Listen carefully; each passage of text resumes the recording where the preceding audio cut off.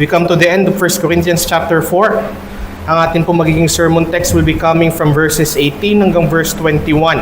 Babasahin ko po siya mula sa ang Biblia 2001 translation. Ito po sinasabi ng salita ng ating Panginoon. Subalit ang iba ay nagmamataas na parang hindi na ako darating sa inyo. Ngunit ako'y darating agad sa inyo kung loloobin ng Panginoon. At aking aalamin, hindi ang salita ng mga taong nagmamataas, kundi ang kapangyarihan. Sapagkat ang kaharian ng Diyos ay hindi sa pananalita, kundi sa kapangyarihan. Anong ibig ninyo? Darating ba ako sa inyo na may pamalo o may pag-ibig sa espiritu ng kaamuan? So ito po ang salita ng Panginoon. Sana po tayong lahat ay mapagpala ng kanyang mabuting salita. So let's pray and let's ask the Lord for guidance as we journey through the text. Salamat po ng marami, Panginoon, sa iyong mabuti at walang bahid na salita na inihahain mo para sa kabusugan at para po sa kapahingahan ng aming kaluluwa. Tulungan niyo po kami na makinabang kami mula sa mga bagay na aming mapupulot mula sa mga talatang ito. At sana ako po'y pag-ingatan mo na hindi mahulog sa pagkakamali upang ang iyong mga minamahal sa iyong kawan ay lubos na makakain ng masustansyang pagkain. At hari nawa, Panginoon, paalala mong patuloy sa akin na bagamat ako mangangaral, ako man nangangailangan pa rin ng mga bagay na aming mapupulot mula sa aming mga talata, na sana kami bilang iglesia ay sabay-sabay o sama-sama mo na paluguin bilang bunga ng mga salitang ito na aming pagsasalu-saluhan. At hari nawa, Panginoon, ilayo mo kami sa kahit anong kaabalahan. Help us to focus in you as we journey through the text. Patawarin mo po na kami nawa sa aming mga kasalanan at kami lubos na makinabang at lumago mula sa mga binhi ng mga salitang ito na aming tatanawin at aming Panginoon na maitatanim sa aming mga puso at buhay ngayon. Nawa po ay pakilusin mong muli ang iyong banal na espiritu at gamitin ang iyong salita upang ipakita sa amin ang iyong dakilang kalooban. Sa pangalan po ng aming Panginoong Jesucristo. Amen and amen. We come to the end of 1 Corinthians chapter 4 at bago po tayo tumawid sa 1 Corinthians 5 ay nakita natin noong mga nakaraang linggo yung mga unti-unting pagprogreso ng pagsasaway ni Apostol Pablo sa ginagawang kasalanan, particularly ng pagkakabahabahagi ng mga taga-Korinto. Nakita natin sa verses 8 to 13, several weeks ago, na nagkakaroon na ng pagkamadiin si Apostol Pablo sa kanyang pagsasaway sa mga mananampalatayaan ng Korinto. Gumagamit na siya ng overtones of sarcasm, not to say that sarcasm should be an element in our correction. Ngunit, ito ay pag-e-express na ni Pablo ng kanyang pagdidiin dahil sa kanyang hindi naman nagngangalit, ngunit tumataas na apeksyon sa kanila sa kanyang pag-aalala sa mga pinsalang maidudulot palalo ng mga kasalanan ng mga taga-Korinto kung sila ay mananatili na nagkakasala sa ganitong paraan. Tapos nakita natin nung nakaraang linggo yung ginawang paglilinaw ni Apostol Pablo sa kung bakit niya isinulat sa ganoong paraan ang kanyang mga naging pagsasaway. It is not na sila'y ipahiya, ngunit sa pamamagitan ng ganoong paraan ng pagsasaway ay nilinaw ni Pablo na ito'y ginagawa niya bilang pagmamahal sa kanila at pagturing sa kanila na kanyang mga tunay na anak, hindi dahil sa sila ay in reality ay blood related with Apostle Paul, pero dahil sila sa pangangaral niya ng salita ng Panginoon, particularly ng Ebanghelyo, sa mga mananampalatayang ito, ginamit siya o kinasangkapan ng Diyos upang sila ay maligtas. Kaya ang kanyang pagturing ng may tunay na pagmamahal sa mga mananampalatayang ito sa kabila ng kanilang naging mga pagkakasala at katigasan ng puso at ulo ay mga tunay pa ring mga anak.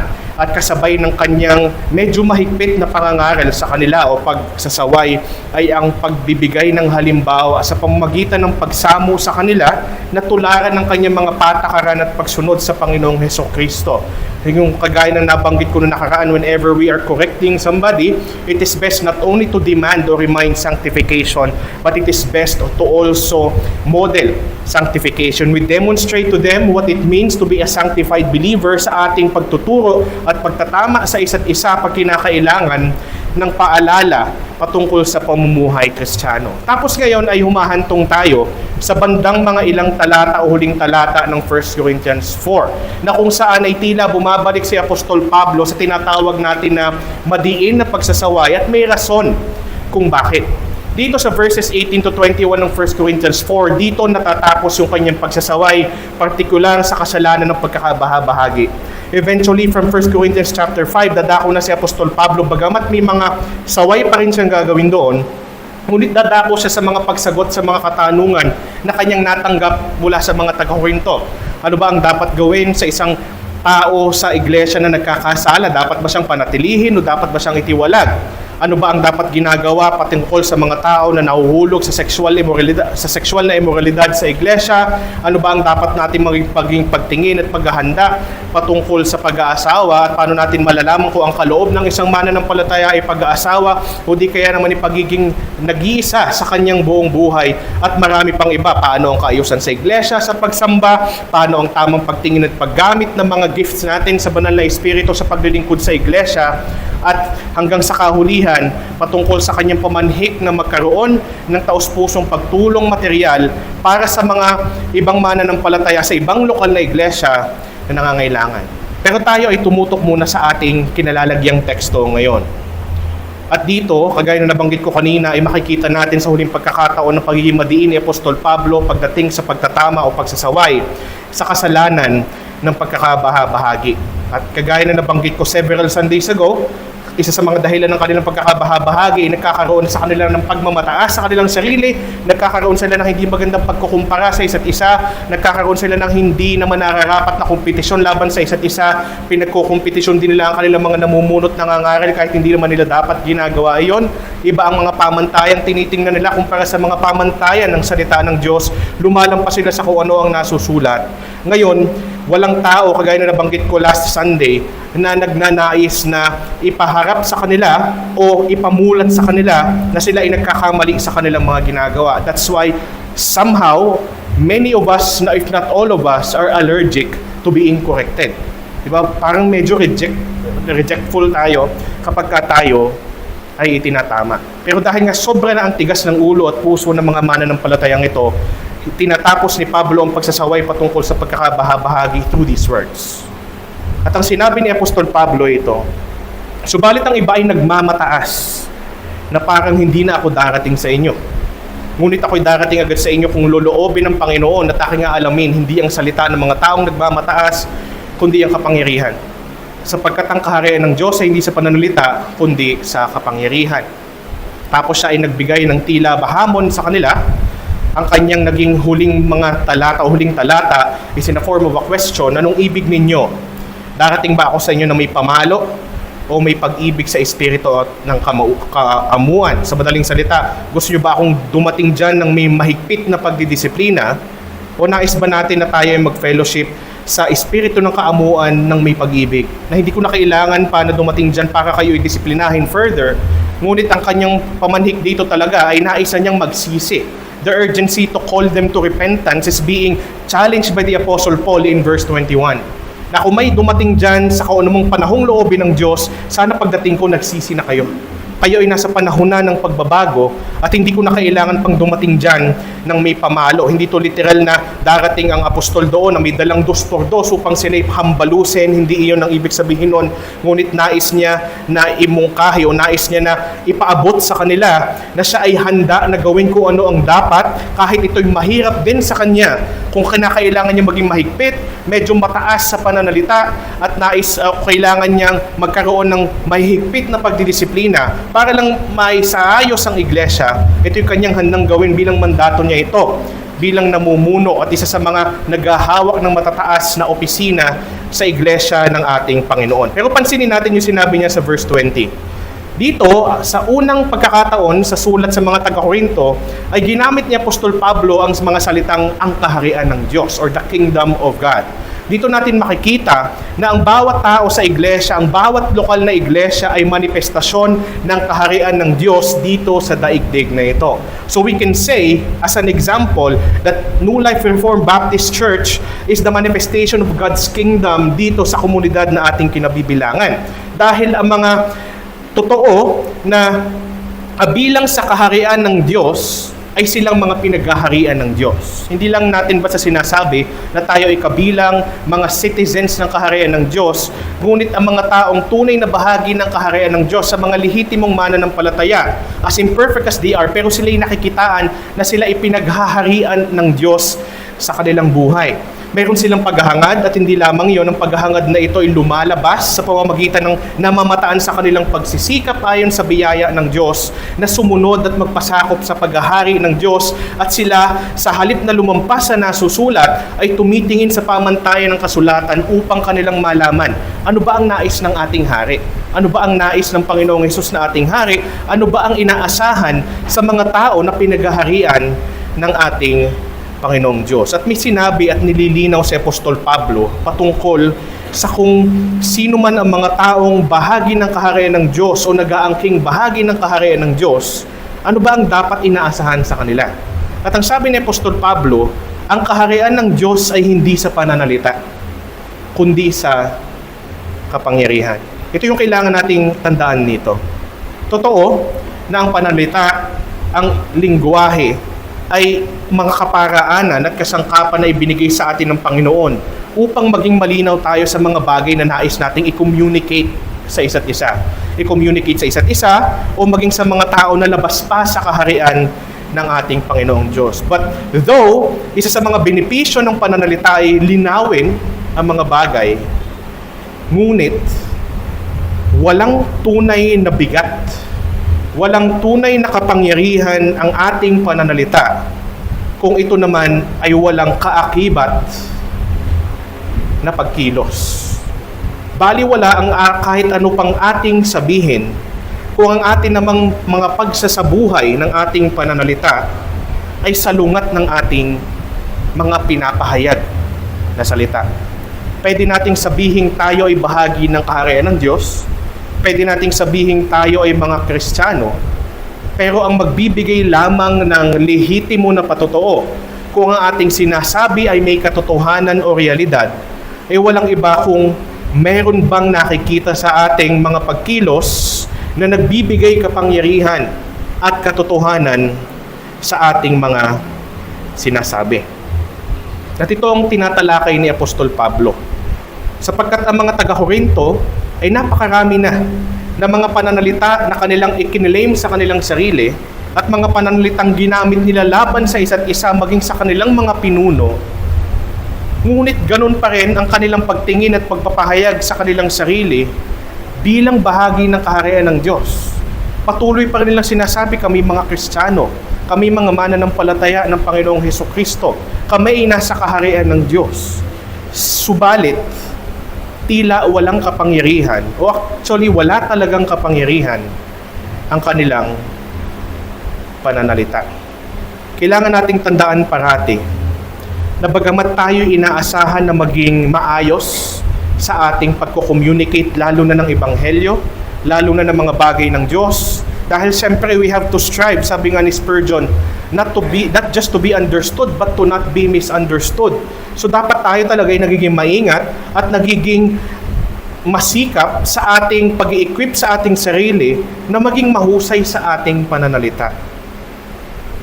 Subalit what really gives strength to each word is our actions. Yun talaga ang nagbibigay ng bigat, ng lakas, ng kapangyarihan sa bawat nating sinasabi. Kagaya nga nung nabanggit ko nung nakaraan, bago tayo pakinggan, iba sa aspeto ng pagsasaway, tayo muna ay pinapanood. Tayo muna ay tinitingnan ng mga tao. At pag tayo oras na kanilang pakinggan, hindi naman sila tumitigil manood. Mas lalong nanonood ang tao kapag mayroon tayong sinabi. Kapag mayroon tayo lalo na ipinoklama patungkol sa isang tao, lalo tigit pa patungkol sa ating sarili.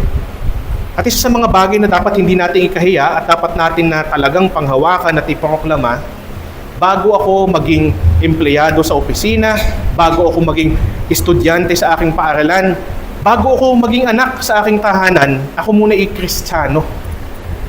Yun yung pangunahin nating identity, and that should be our very first proclamation about ourselves.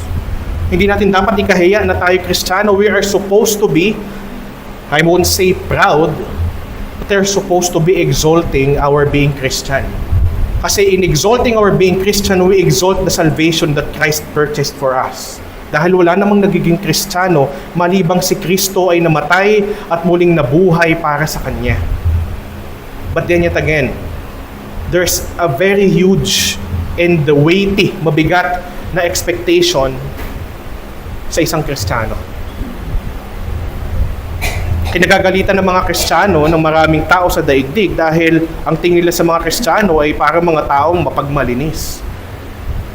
Hindi naman natin kiniklaim na tayo mapagmalinis, pero dahil ang mga Kristiyano ay inaasahan na magkaroon ng buhay na na-identify ng kalinisan, kadalisayan, kabanalan, katwiran. Bagamat we cannot expect na ang mga Kristiyano ay magiging perpekto, not in this age, but in the age to come pa, but nonetheless, we are expected to live a certain way. May na-expect sa atin na pamumuhay. At ang pamumuhay na yun ay nagdadala ng kapangyarihan o nagsisiwalat, naglalantad sa daigdig ng kapangyarihan ng Diyos. Kapangyarihan ng Ebanghelyo. Na hindi lamang ito kapangyarihan ng Diyos tungo sa kaligtasan ng mga sumasampalataya, ngunit ito rin ang kapangyarihan ng Diyos na nagbabago sa mga makasalanang sumampalataya. The same gospel, which is the power of God that brings us justification, is the same gospel that is the power of God that brings us sanctification. At ito ay napakalaking katotohanan na bago natin maipahayag, ay ipinahayag muna sa atin ng walang bahid at hindi nagkakamali na salita ng ating Panginoon. So, hindi nito sinasabi ng mga talatang ito na tayo maging tahimik. Di ba sinabi ko nga sa inyo nakaraan, ang pag-ibig ay hindi dapat tahimik at ang mga Kristiyano ay inaasahan na maging mapagmahal na mga nilalang dito sa daigdig na ito. So hindi ito patungkol sa pagiging tahimik, ngunit sa pamamagitan ng pagiging mas maingay ng ating salita. And I don't mean that we increase the volume of our speech. Hindi yun ang ibig kong sabihin. Pero ang tunay na nagpapaingay sa ating mga salita bilang Kristiyano ay kung paano ang ating buhay ay patuloy na binabago ni Hesukristo. Yun yung kailangan nating tandaan. At dahil yung lahat ay nasa pare-parehas na bangka bilang mananampalataya, ito'y pare-parehas nating layunin sa ating paglalakbay habang nananatili tayo ng mga mananampalataya sa daigdig na ito. At ang gustong sabihin dito ni Pablo, sa paghimok sa kanila na talagang magsisi upang sila'y maging magandang patotoo, lalo na sa mga hindi pa sumasampalataya, ang kanilang mga pananalita ay dapat magkaroon ng kapangyarihan. At ang kapangyarihang ito ay sa pamamagitan ng pag-uugnay at hindi pagiging magkasulungat nung kung ano ang sinasabi ng isang Kristiyano sa kung ano ang kanyang isinasabuhay. Kaya nga mula dito sa ating teksto, ito ang ating mensahe. Ang mga tao sa kaharian ng Diyos ay hindi puro salita. Sa halip pinatutunayan ng kanilang pamumuhay ang kanilang pananalita.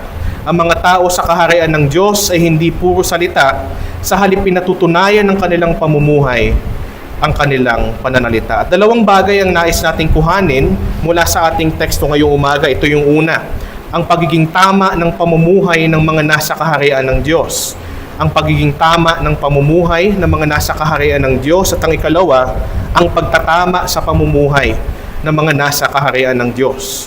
Ang pagtatama sa pamumuhay ng mga nasa kaharian ng Diyos. So talakayin muna natin yung una, ang pagiging tama ng pamumuhay ng mga nasa kaharian ng Diyos. Sabi ni Pablo, ang iba sa kanila, ang iba dito ay sa konteksto ng karamihan. Ang karamihan sa kanila ay nagmamataas, nagmamalaki.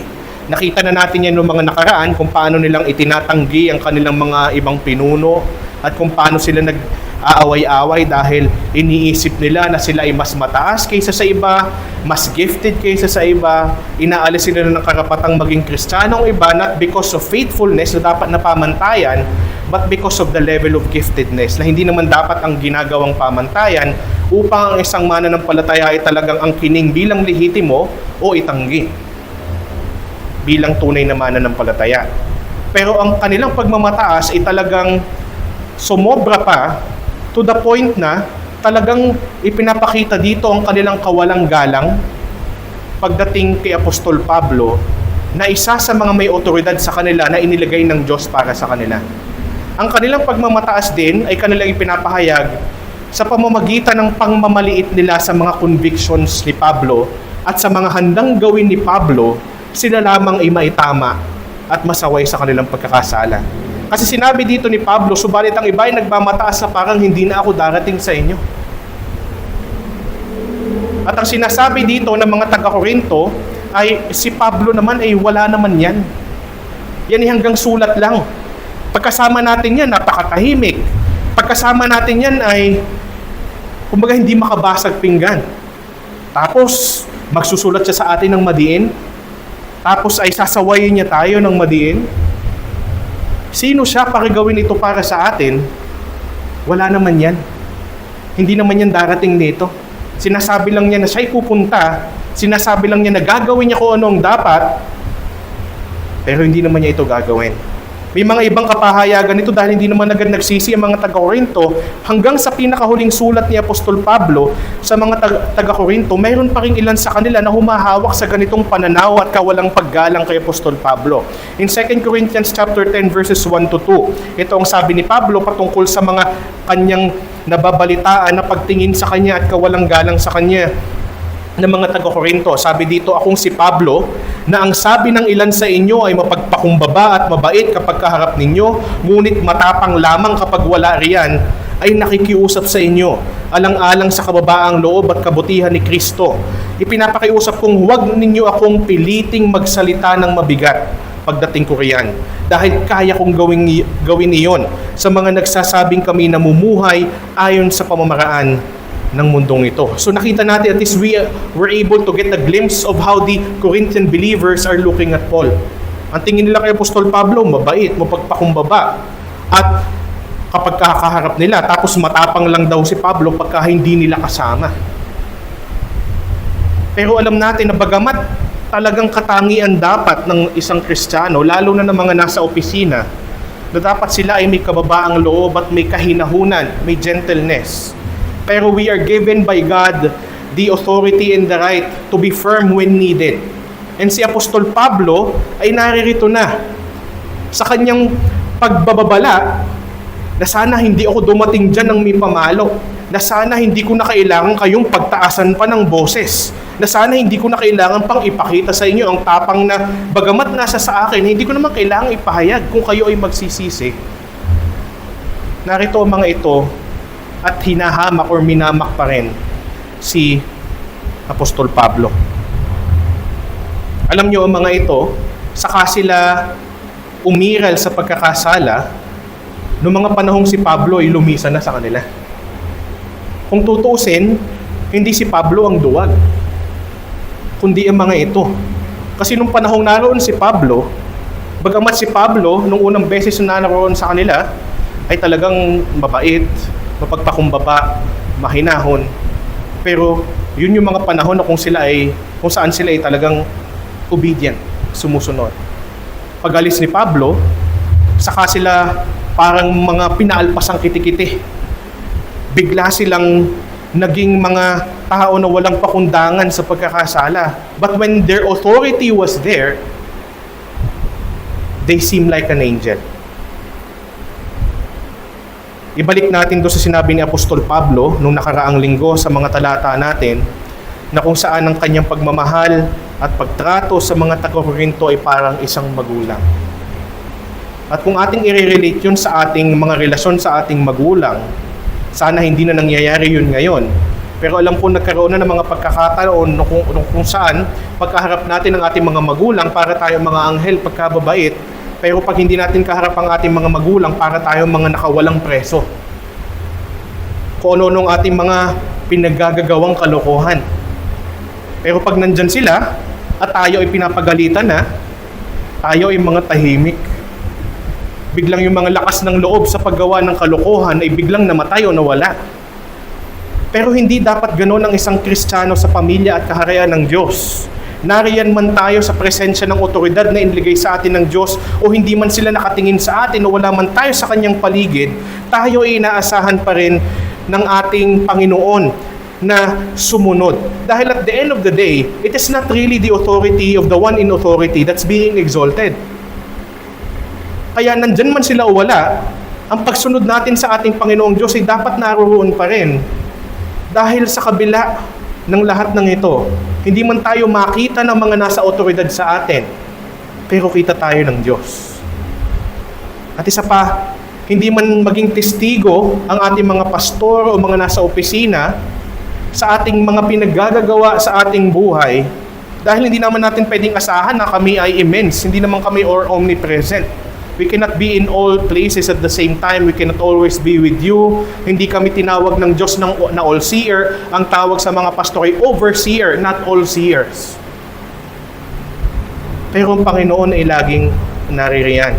Ang aming katungkulan ay upang mamuno, upang mag-manage, upang mangaral, but nonetheless, the Lord is always there, even in our absence. Kaya nga isa sa mga sinabi ni Apostol Pablo na paalala niya sa mga taga Philippians 2:12-13, kaya nga mga minamahal, tulad ng inyong buong pusong pagsunod, noong ako'y kasama pa ninyo, lalo kayong maging masunurin ngayong ako'y malayo sa inyo.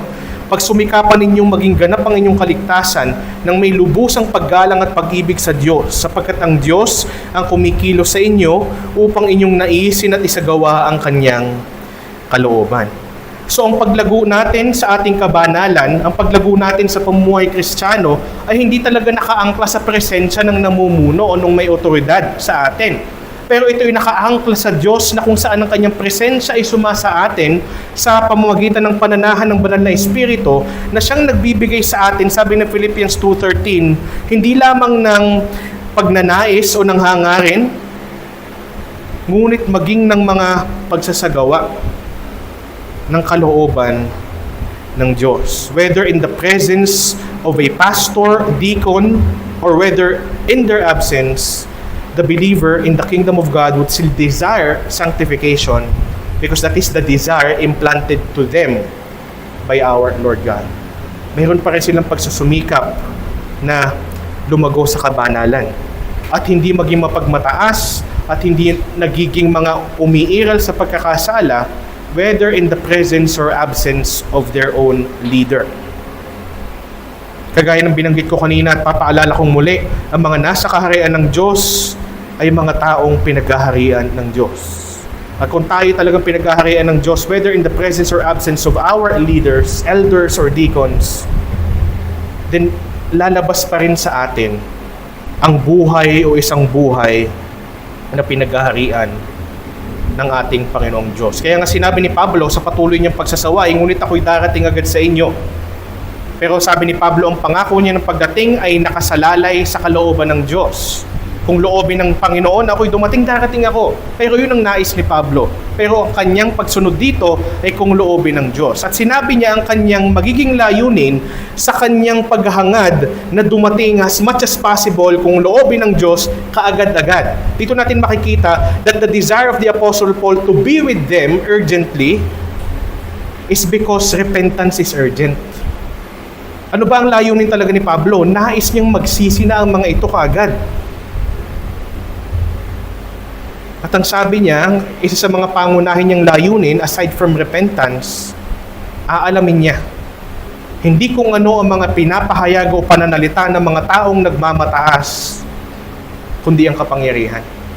Inulit niya ulit ito, ngunit ito sinabi na niya nang may pagpapaalala.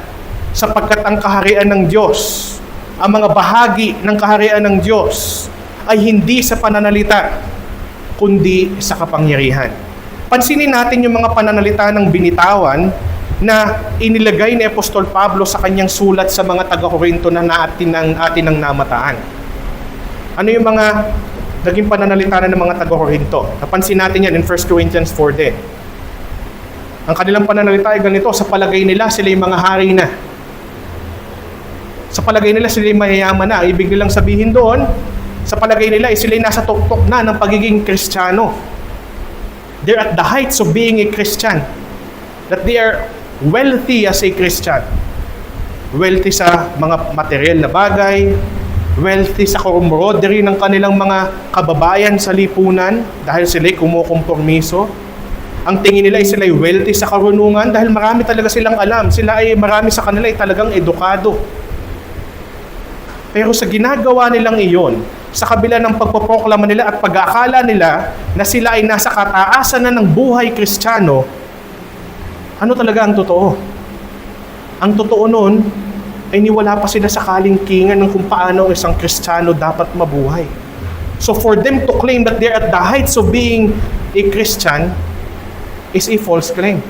Walang kapangyarihan, walang kabuluhan, walang kahulugan.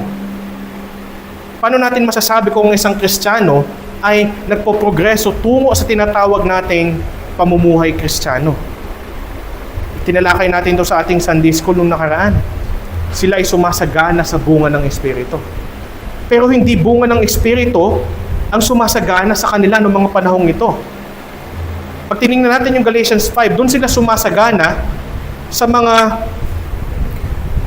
pamantayan o sa mga pamumuhay sa laman. Diba sa Galatians 5 makikita natin doon, unang binanggit muna kung ano yung mga pamumuhay sa laman bago binanggit ang bunga-bunga ng Espiritu. Sila ay nagkukulang saan? Sa humility. Na isa yun sa mga inaasahan kapag kami bunga ka ng Espiritu. Ano pa ang kulang sa kanila? Wala silang kapayapaan. Bakit sila ay nagbababag-babag dahil sa mga walang katuturang bagay? Wala silang pag-ibig. Una sa lahat, paano mo masasabi ang isang tao ay may pag-ibig kung ang kanyang kapatid ay kanyang kinamumuhian? Yun ang argumento ni Juan sa 1 John. He who does hate his brother. Ang sabi niya, God is not in him. God does not abide in him. Pero kinamumuhian nila is Apostol Pablo, yung iba nilang pinuno, yung kanilang kapwa mananampalataya, wala silang kapayapaan kasi sila yung nagbabahabahagi. Tapos pag tinignan natin ng Galatians 5, instead na sila humitik sa bunga ng Espiritu, humihitik sila sa mga bunga ng laman. Ano ang mga bunga ng laman? Sinabi doon pagkakampi-kampi at pagkakabahabahagi. Doon sila sumasagana. Ano pa? Mga kahalayan. Pagdating natin sa 1 Corinthians 5 at 1 Corinthians 6, tatalakayin ang mga bagay na ito na meron sa kanila na gumagawa ng iba't ibang klase ng kahalayan na maging ang mga hindi mananampalataya ay talagang magdadalawang isip kung gagawin nila ito. So para sabihin nilang sila'y Kristiyano, sila'y bahagi ng kaharian ng Diyos, sila'y mayayaman na at sagana na, sila'y mga hari na pagdating sa buhay Kristiyano, ay hanggang salita lamang. Kaya yun ang sinasabi ni Pablo. Magkaalaman tayo pagdating ko dyan. Tingnan natin kung ang inyong mga salita ay tunay na may kapangyarihan. Dahil kayo bilang kaharian ng Diyos o bahagi ng kaharian ng Diyos, hindi naman yan nakikita sa kung anong inyong sinasabi, kundi sa kung ano ang nagiging kapangyarihan ng inyong buhay. Na nagbibigay bigat, nagbibigay kahulugan sa ating mga sinasabi. Sinabi sa Romans 12:17, ano daw ang kaharian ng Diyos? Ito'y ang pagiging matuwid, kapayapaan, at ang kagalakan sa Espiritu Santo. Una sa lahat, ang pagkakabahabahagi at pagmamataas ay hindi matuwid. Pangalawa, ang pagkakabahabahagi ay hindi kapayapaan.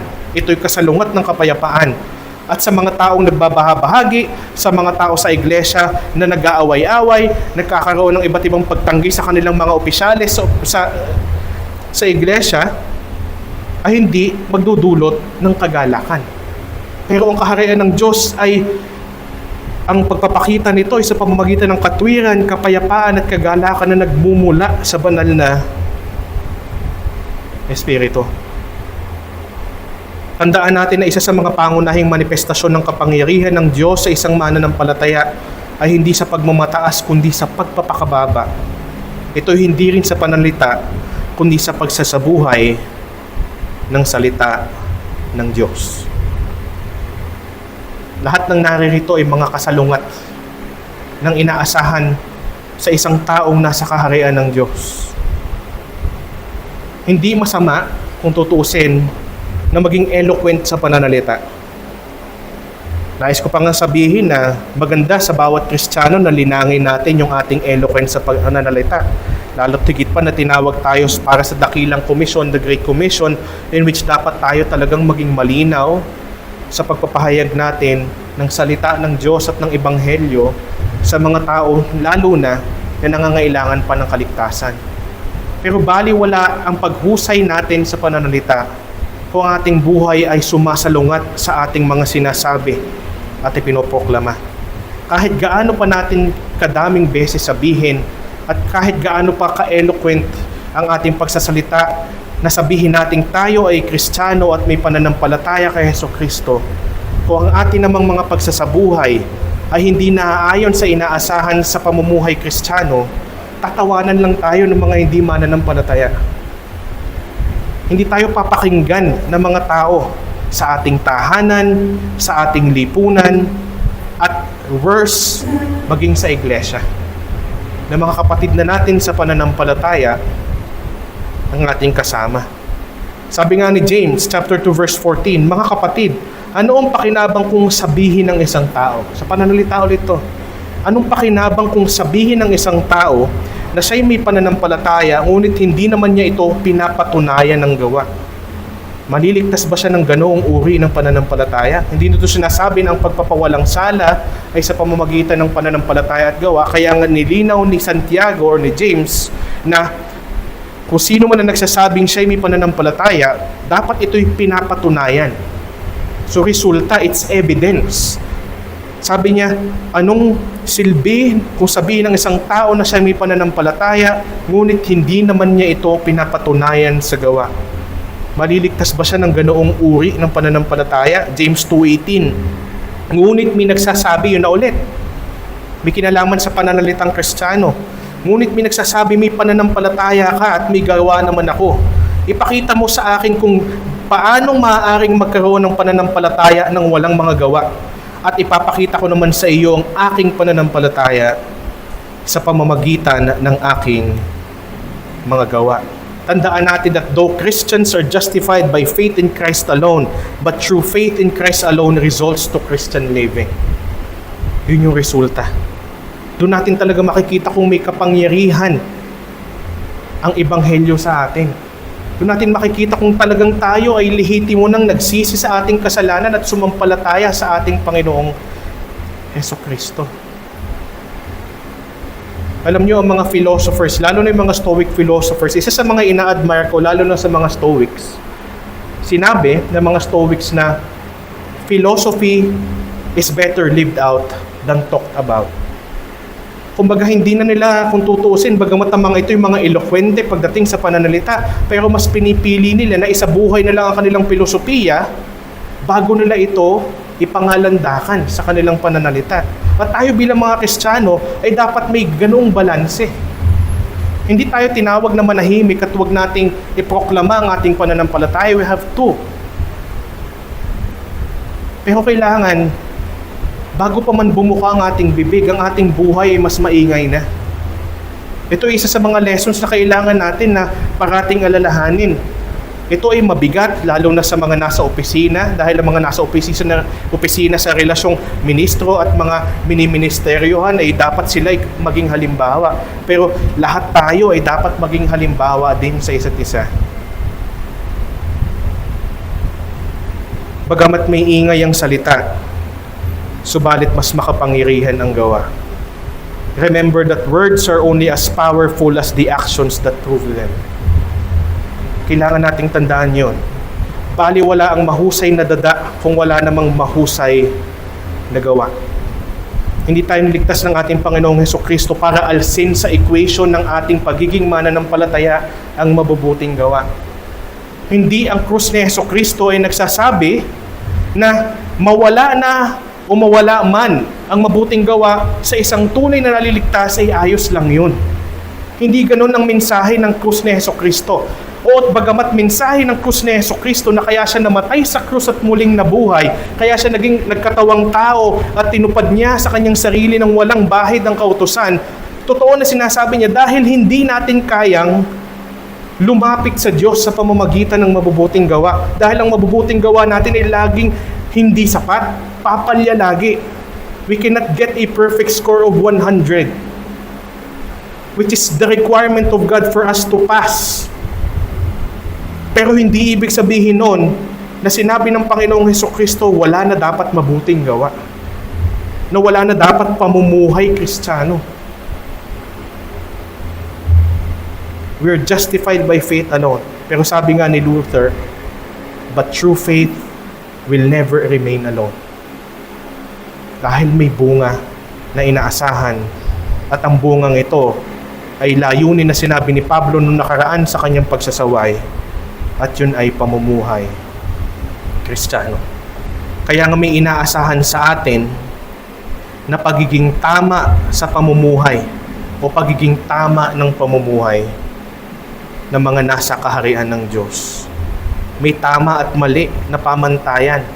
May tama at mali sa kaharian ng Diyos. At sana tayo, sa ating pagsusumikap bilang mga citizens ng kaharian ng Diyos, tayo ay magsikap na ang ating buhay ay tama at nagiging tama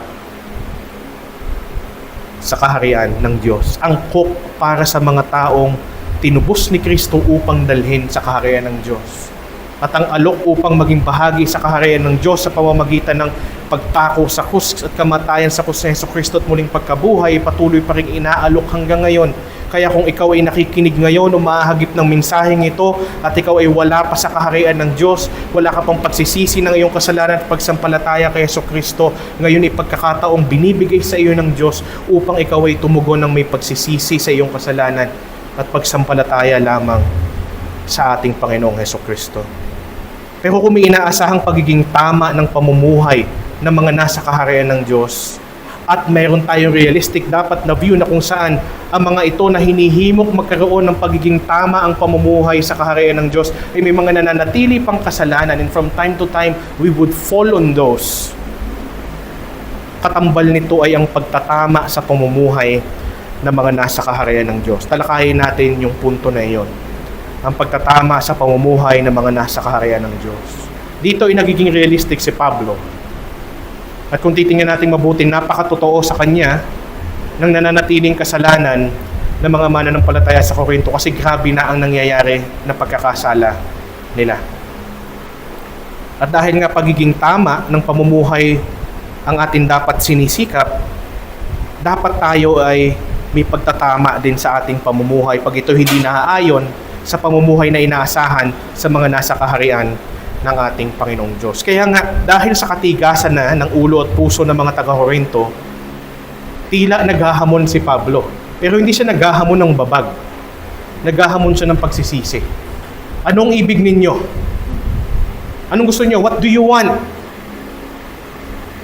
Darating ba ako sa inyo na may pamalo? Tumigil muna tayo doon. Kagaya ng binanggit ko kanina, hindi ito literal na pamalo o panghambalos. Hindi naman tama sa isang nasa opisina. Isipin nyo pag may pastor tapos may nagkakasalang mananampalataya, bigla siyang dadating sa church bago mag-umpisa ang service, hambalusin muna niya yung mananampalataya. Hindi naman tama iyon. Hindi rin yun ang sinabi ng Panginoon na tamang pagtatama sa pamumuhay ng mga nasa kaharian ng Diyos.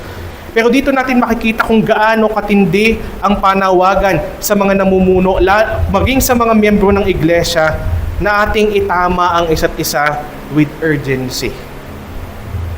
Alam nyo, yung ginamit dito na salitang Tagalog na pamalo is rod in English, pero pag tinignan natin siya sa original na lengguwahe sa wikang Griego, ito'y tumutukoy dun sa rod na ginagamit ng mga pastol. Ang mga pastol, lagi silang may dalang pamalo kapag ka sila'y nagpapastol, lalo na kapag ka naglalakbay siya kasama yung kanyang mga pinapastol na tupa. At ito yung purpose noong shepherd's rod. It is a tool of guidance, protection, correction, and care. Itinuturo, halimbawa may parang tupa na lilis ang landas, kung ginagamit ng pastol yung rod para ihanay sila muli, o di babalik ka dito, stay in the line and follow. Ito din ay protection para kung sakaling may mga wolf or mga mababangis na hayop na pwedeng sumalakay doon sa mga tupa, pwede niyang ipampalo doon sa mga yon. Pero ginagamit din itong pag-correct sa mga tupa, sapagkat kapag ka ang mga tupa ay talagang matigas ang ulo, ayaw sumunod doon sa direksyon kung saan ang kawan ay inililid ng pastor, ay pwede nila itong paluin. Pinapalo nila, pero syempre hindi sa paraang mamamatay ang tupa, pero para lang ang tupa ay sumunod at madala.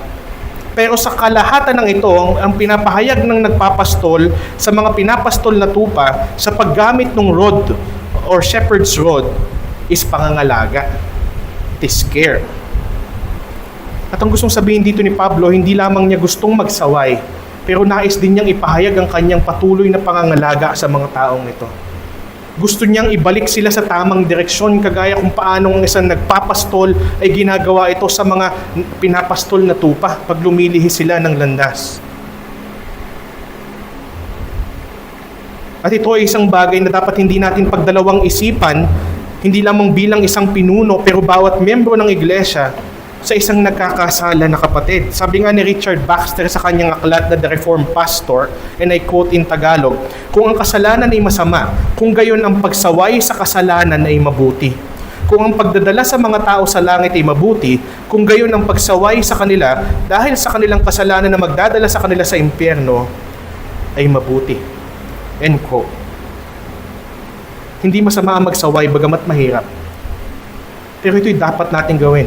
Sa tingin niyo ba si Pablo hindi nahihirapan ng kanyang kalooban habang sinasabi niya ang mga madidiing salitang ito sa mga taga-Korinto? Nahihirapan din siya, kaya nga nagbigay siya ng isa pang option sa hamon niya eh. Kung hindi nahihirapan ng kanyang kalooban, sana tumigil na lamang siya, darating ako sa inyo na may pamalo, period. Pero nagbigay siya ng isa pang option. Darating ba ako sa inyo, ginawa niyang tanong, na may pamalo o may pag-ibig sa espiritu ng kaamuan? Sa madaling salita, sinasabi niya sa mga ito, magsisi kayo kaagad. Gusto niyo ba pagdating ko, magtaasan tayo ng boses? Gusto niyo ba pagtaasan ko kayo ng boses? O di kaya naman ay lalo kong ipakamuka sa inyo kung gaano kayo nagkakasala, kung doon kayo matatauhan? Kailangan pa bang may matiwalag sa inyo as we shall see in 1 Corinthians 5? Pagdating ko dyan, o pagdating natin dyan, tayo magmahala na lang. Not to say na discipline is not love, but it's different form of love. Kumbaga sa lingwahe sa ating kultura, it's tough love. Pero hindi naman, kung pwede namang hindi na humantong sa ganun, mas maganda eh.